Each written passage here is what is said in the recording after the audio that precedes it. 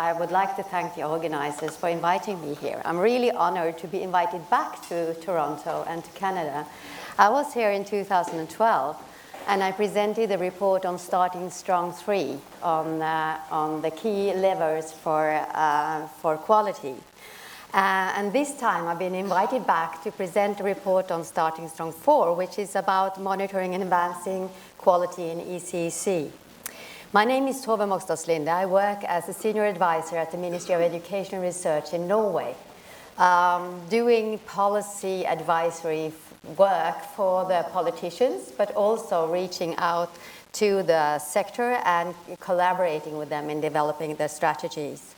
I'm also the elected chair of the OECD network. And the OECD network for early childhood education and care comprises around 30 countries that meet regularly. And we also compile the reports and deliver the input into the data that is collected to present developments for early childhood education and care, which is resulting in the reports Starting Strong that you have been that you can access quite easily. So. What I want to do now, I will have first say something about the introduction and the background, and then go through the thematic review on monitoring quality in ECC. This is the report. It's available online, but it could also be bought. Not that I'm sort of propagating this to go and buy things, but still it's accessible to all.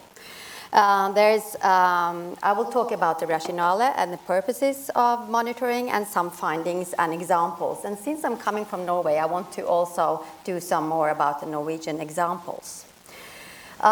Before starting my presentation, I would like to cite an important sentence that comes from the common understandings developed by the Early Childhood Education and Care Network. It says that when children are recognized as competent, curious, capable of complex thinking and rich in potential, then policies, programs, and services that value and build on children's strengths and abilities are more likely to be developed. You will recognize some of the wordings that is here in the common understandings, because I recognized it when I were presented with descriptions of the quality work that you are doing here in Ontario. And Jim Grieve, who was on the ECC network at that point, of course, he was drawing upon the rich sources of knowledge that you have here in Canada when he was working with the group in order to present the common understandings. It is also building on the advice coming from the Starting Strong 2 report, which is to place well-being, early development and learning at the core of the early childhood education and care work, while respecting child's agency and natural learning strategies. In Norway, we have a holistic pedagogical philosophy with care, play and learning and bildung, or formation, at the core of the pedagogical activities.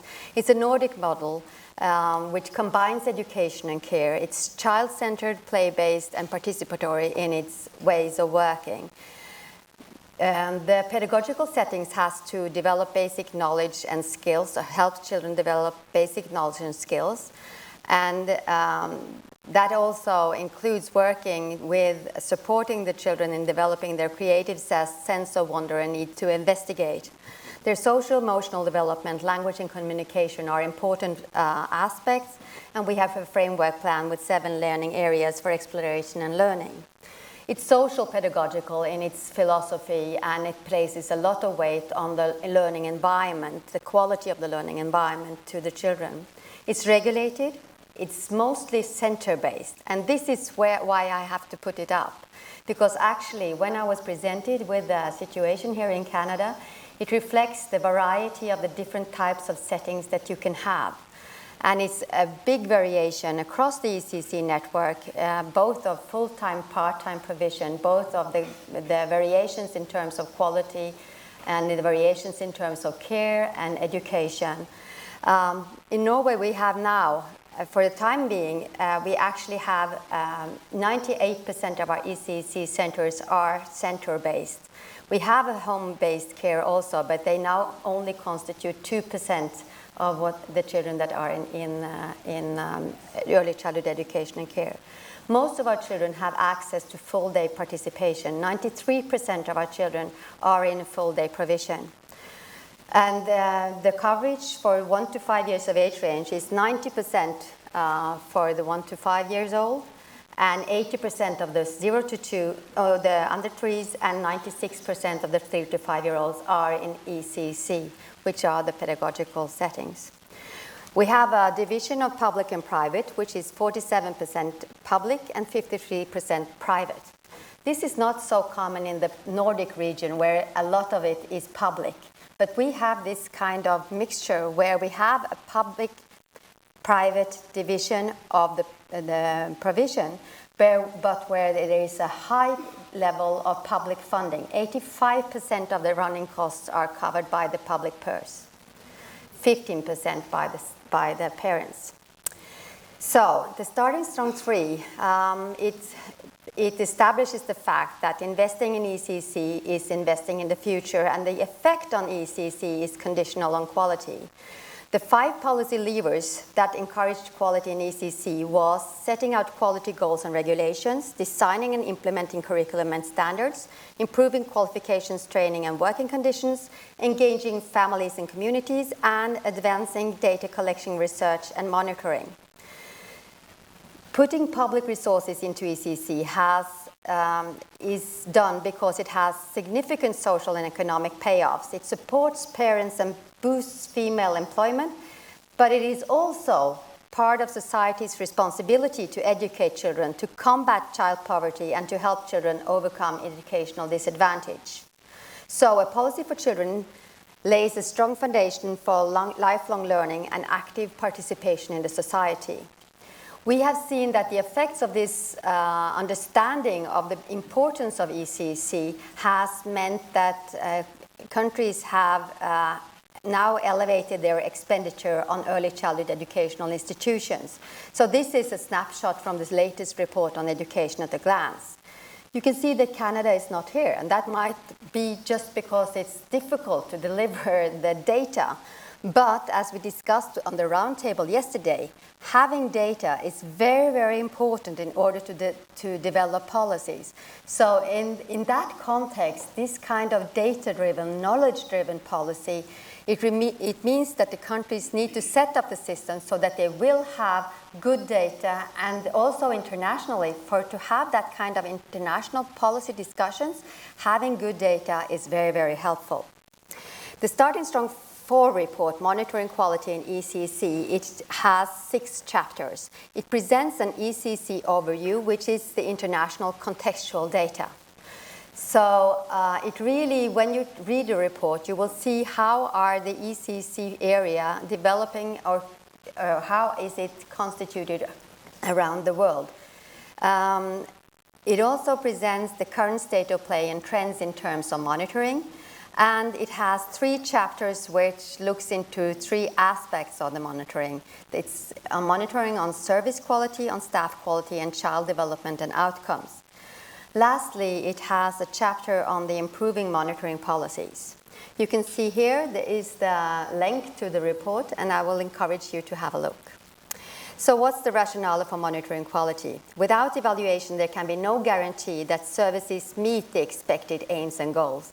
And as we can experience around the world, having ambitions for high quality ECC, because it does better for the children, that is acknowledged everywhere. And in order for the politicians, when they are investing in higher quality, to see that it does have effect, of course, having also a monitoring regime will help discover where their gaps are and where they need to, where they can find their strengths. So monitoring effective monitoring of staff has been found to be central to the continuous improvement of ECC services, and it also informs policy and contributes to evidence-based policy making. The third element is that it can inform parents so that they can make well-informed decisions. Finding a paper on monitoring quality in ECC with a bunch of W's and 1 H by Michael Perman here at the OIC. He was also describing the same kind of elements that you can find in the report. Why should it be monitoring? Yeah, well, it's because you want to have quality improvement, you want to have accountability, and you want to have a public education. It means if you can make evident what is really happening out on the ground, then you will have public and parental involvement. And it will be evidence-based or experience-based because the documentation is there. What is it that you want to look for? Well, you want to look for settings that provide children with warm and nurturing environments, meet the needs of children from diverse backgrounds, and facilitate connection between home and ECC. Good ratios, low turnover, experienced and educated staff are elements of the quality. And how? Well, it needs to be fairly, objectively, and efficiently monitored. The elements that he puts out is reflected also in the report. So when the countries answered to the questionnaire, the purposes of monitoring service quality was mainly monitored to enhance the level of quality in the settings, to inform policymakers and the general public. So you can see it is really consistent, the views that of the why you have to monitor. Monitoring services quality results have to be made public in most countries, but as you can see, not in all. And there are some differences in when it has to be made public or not. So monitoring purposes define the tools and approaches that we want to have. There are one about the quality improvements and learning processes, and the other one is about accountability and compliance. Different tools are being used in order to do those types of monitoring. Observation, inspections, self-evaluations, parent surveys, peer reviews, and monitoring children views. Those are the most prominent ones. And in the report, you will find the examples of how the composition of the monitoring systems and how the countries are making use of these kind of tools on different levels. There are external monitoring, and there are internal monitoring. It means that the settings themselves also have to monitor their own quality. Are we really meeting the standards? Are we fulfilling the expectations that the steering documents have on what we are to deliver? Are we meeting the expectations of the parents and the children? The external monitoring normally is about inspections. It's not so often that it's a lower frequency, or it can also be risk-based, that you come to look at the institutions based on either complaints or based on a previous monitoring or inspection. You come more frequently. In terms of monitoring the service quality, both staff quality and child development and service quality are being monitored at the same time. You don't really distinct between the three, and I will show you how an example of how this is really playing out. So about the external evaluation and monitoring, there are different examples in the report on these kind of external evaluation and monitoring. It's a lot of the most important one will be about the inspections. Another way of evaluating will be to introduce the external evaluators, or even to have peer reviews across different kind of settings. It means that you come into, on the same level, you engage peer reviewers from other settings to do monitoring in the setting in order to enhance the quality or check that things are going the way it should. The tools that are described in the report are both frameworks and manuals for the inspections, which really need to be defined on the ground based on the quality framework in the country. And it can also be making use of those kind of tools which we can find being used in a number of countries, like the observational rating scales like CLAS or ECHRS or CRIS. The aspects of service quality monitored through inspections would be, as you can see from this tick box that the countries have answered to, safety regulations, minimum staff qualification, health and hygiene regulations, staff-child ratios, indoor-outdoor space, and so forth. It's the structural quality aspects that are most often monitored through the inspections.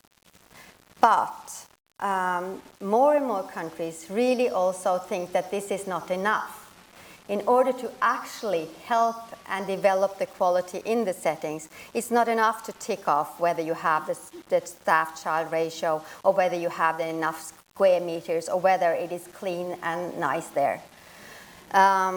You also have to have a look on the process quality. So the example I want to bring to you here is Ireland. When presenting the Starting Strong monitoring report, we were visiting Ireland, and Ireland has set up a new early years education inspectorate. And their ambition is really to look into the process quality of the context to support children's learning and development, the quality of the processes to support children's learning and development, and the quality of children's learning experiences and achievements. And the reason why they have put this forward is actually because this is at the core of what they want their ECC settings to achieve. They want to put child at the center of the provision. The area 4 is about the quality of management and leadership for learning. So when they look into and when they start developing the signposts for quality that their inspectors need to look into, they look at area 1, which will be the atmosphere and organization of the setting, that it nurtures children's learning, that the relationships are responsive, respectful, and reciprocal, and that the children's sense of identity and belonging is nurtured. This is, in order to make this be a fair value, a fair assessment, then of course the assessment signpost needs to be developed in conjunction with the field itself, and it needs to be recognized that it's put out in a way that they can meet or not. So this is the developmental work that they are doing. In area 4, on the quality of management and leadership, then planning, evaluation, and review enhance experiences. And the leadership and management, they look at that in order for it to have high quality learning and development. And the clear challenge between communication between ECC settings and parents and children, and the transitions into and from and within the setting is also managed in a good way. They have developed a quality continuum where they will define what type of quality the settings will have. And depending on where you score on this one, you will see whether you need to have a follow-up or not. So the reasons for following up will be if you identify whether the quality is at a level where you need to support them. And then, of course, the system needs to have that in place. That is what is happening in Germany, the example of Berlin. They have, through a task force and local agreement, developed monitoring work where they use their curriculum as a basis. And that is done in order to find the targeted support that they need to put in place for each individual setting. They have developed self-evaluation tools, and they will also support that by external evaluation. So the inspectorate is actually supportive external evaluators. It's not coming in there to say you have to close or you have to, it's the reason to do it is actually to enhance quality. The consequences of monitoring staff quality has been asked from countries, and you can see that most of the countries will say that the reasons, the consequences when they monitor staff quality is that they have to take measures to address the shortcomings. There will be a follow-up inspection or monitoring practices, and then there will be, if they find that the quality is not good enough, then they will either not renew the license or they will close the setting. So there is also that element of it, and it makes it high stake, and sometimes it does affect the way the inspectors are received. I think that the report presents a case for developing that kind of inspection or monitoring routines in conjunction with this practice field in order to have an acceptance of the findings that comes out.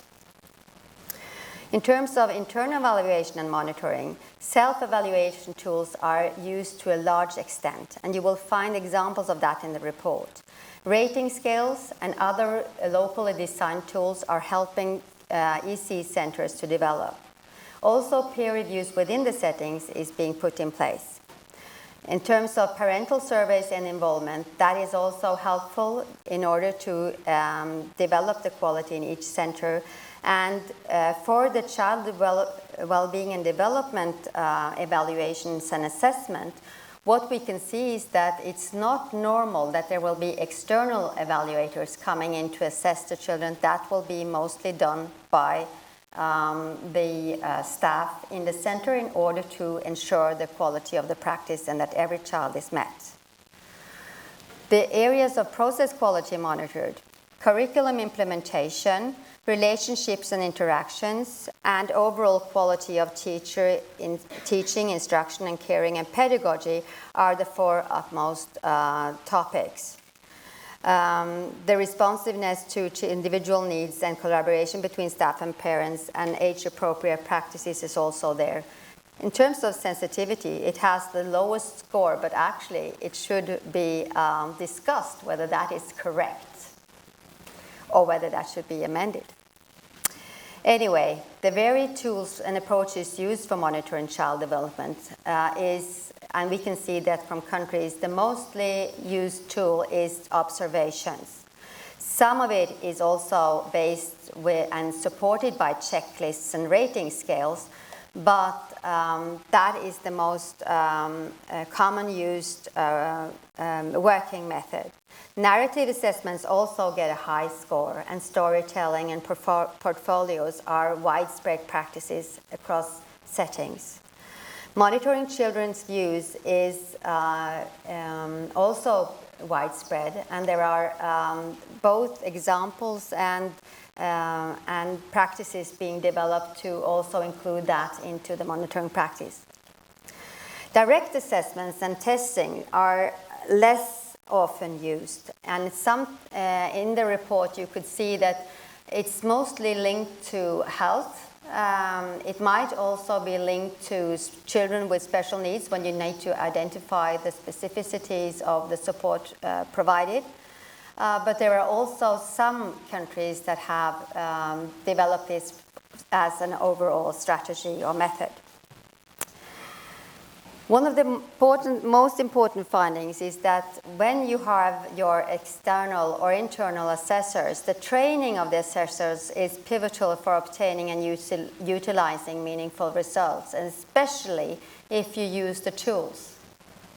So it means that putting in place monitoring of quality, it requires a holistic strategy where you include also upscaling the competence of the assessors and discussing how this is going to be followed up, and not least how the results are going to be analyzed.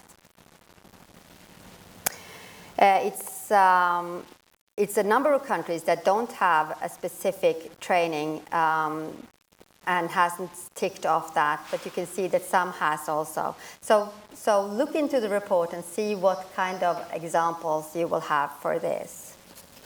The more often you have a specific tool like CLASS or CRIS, then you couple it with the insight into making use of that tool.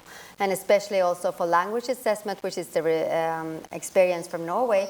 Of course, one of the expert committee looking into that, they said that this is one of the most important things in order to put that in place, is that you really know how to use and how to interpret the results. Because unless you know that, then you might also do not so good for the child. So getting it right means that you have to define and establish a complete picture of equality, setting out clear and comprehensive quality goals, gather input from parents and children, ensure a coherent monitoring system, and develop national standards or regulations. And understand now from the introductory remark that you have already now established a federal quality framework, and I think that that is the case in many countries. Standardizing monitoring tools and adapting them to specific purposes and linking them to curriculum is also important, and to develop a central monitoring framework. Ensuring that the monitoring results inform policies and initiatives to improve quality means that you have to develop indicators and collect data for policy decisions and identify staff needs for further learning and training. Assessing children continuously also needs to be done, and that is also what a lot of the curriculums designed for the staff daily work.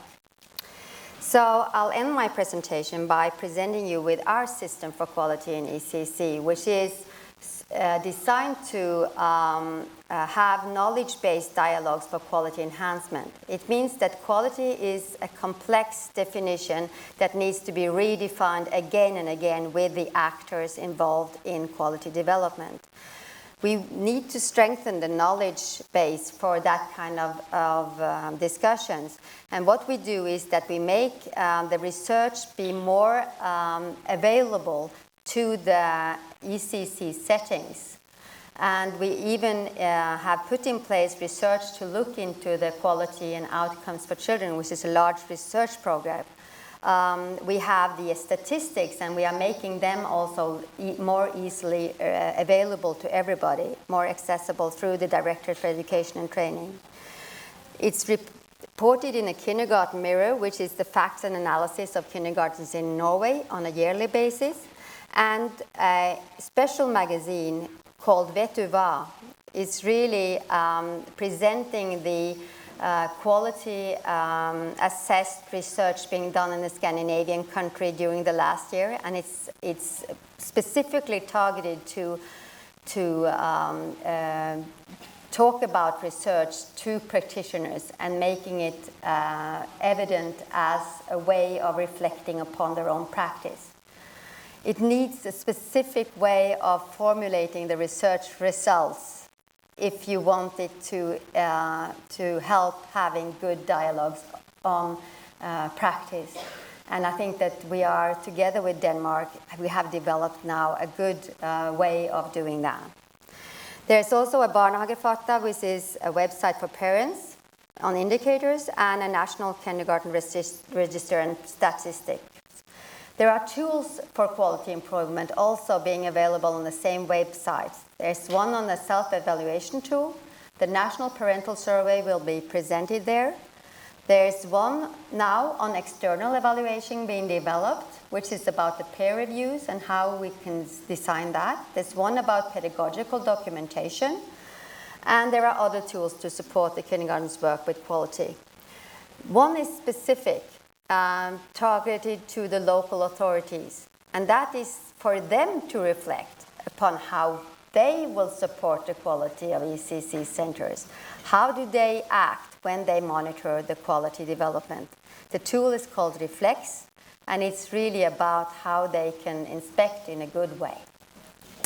So the lessons learned is balance the purposes for monitoring, highlight good practice to promote understanding of what quality entails, develop a coherent monitoring framework for different settings, and consider the potential advantages and disadvantages of delegating to local authorities the responsibility for monitoring quality. Design a monitoring system to inform policy and the general public. Link monitoring of staff quality to professional development, and do not underestimate the demands that monitoring places on staff.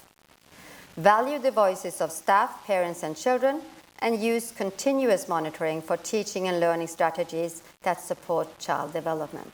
That's the conclusion of the report. And thank you so much all for your attention.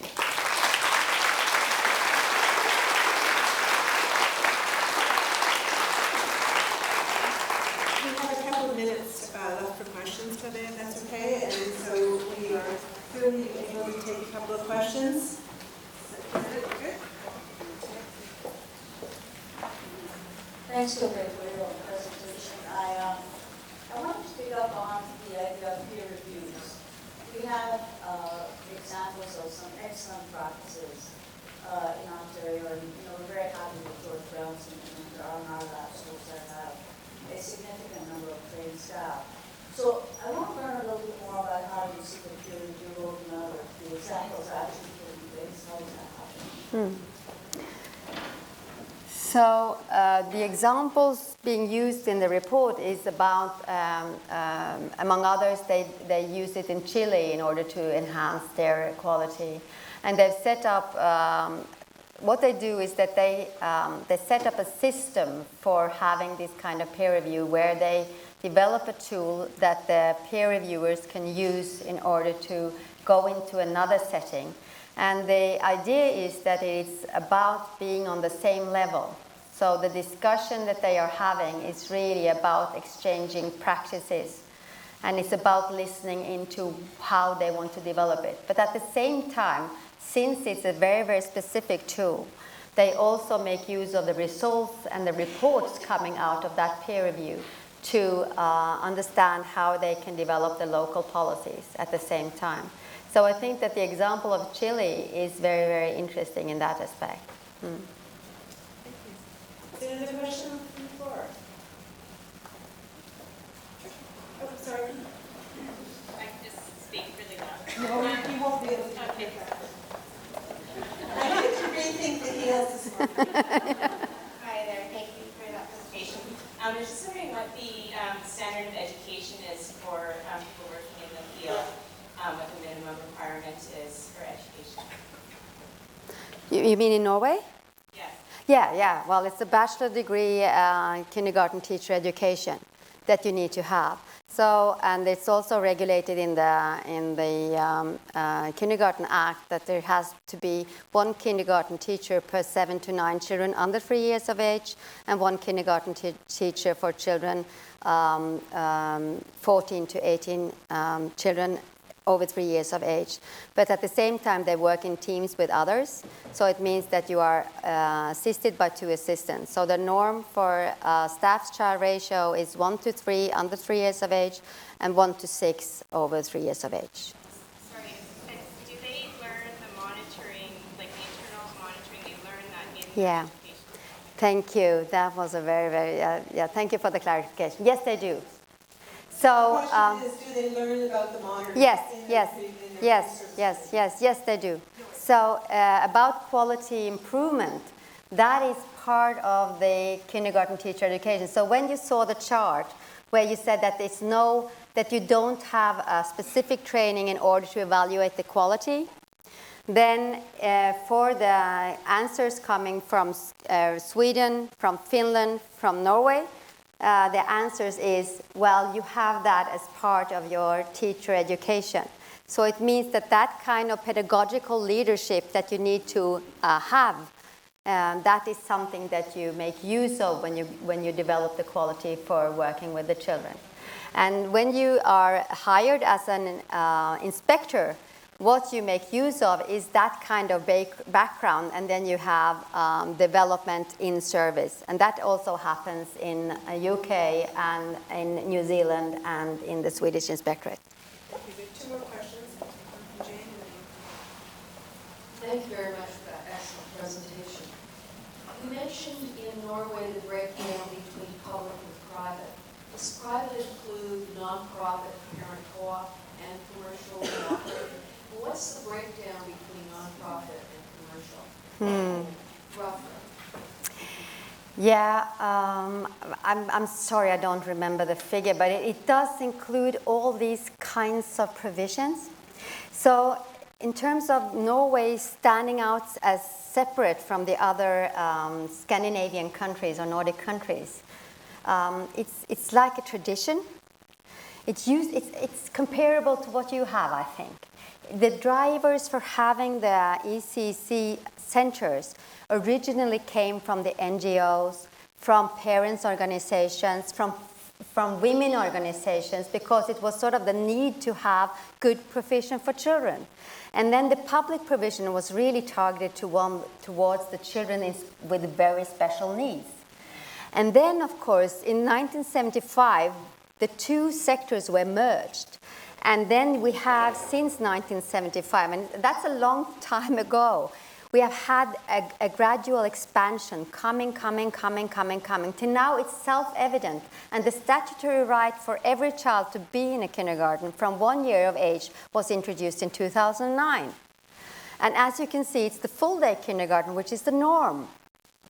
But it's taken a lot of years, and it's taken this kind of composition. What you have to do, and I think that is very interesting, you have to make use of where you are. You have to take what has been the tradition with us, and how do we develop it. So what we did, we had legislation for funding, equal funding across public-private provision.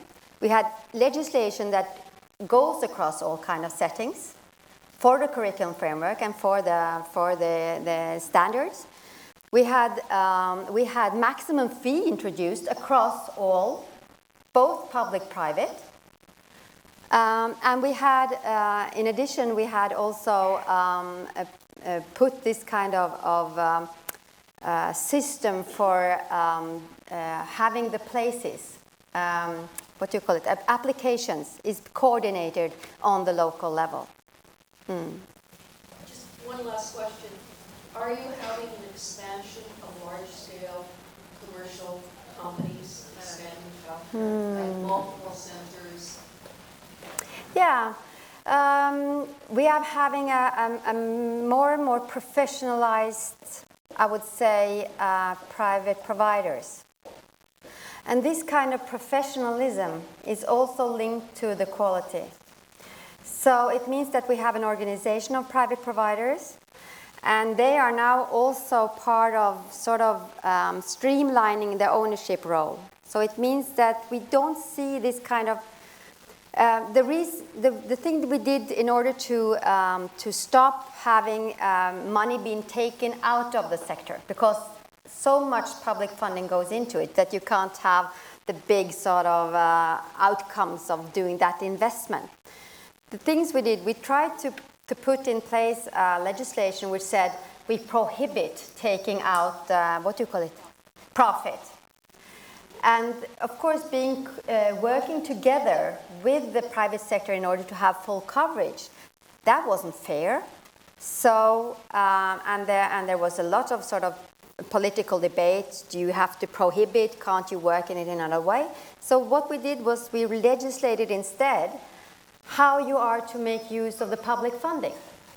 So the public funding shall be used for quality delivery to the child. That's just another way of putting it. It's not prohibition, but it's putting it in a way. And that kind of collaboration with the actors, with the private public, I think that is really also good now. We can see that the debate that we have with the private provisions are very, very interesting, and it's helpful. Thank you.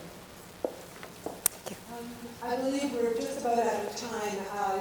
You leave us with a provocative thought. Wouldn't it be wonderful if we were standing, sitting, and talking in a room, and we turned to one another and say, the norm for us here is early years 1 to 5, something funded as hardwired. And there's something to aspire for. Thank you for a provocative, interesting, informative presentation. You're welcome.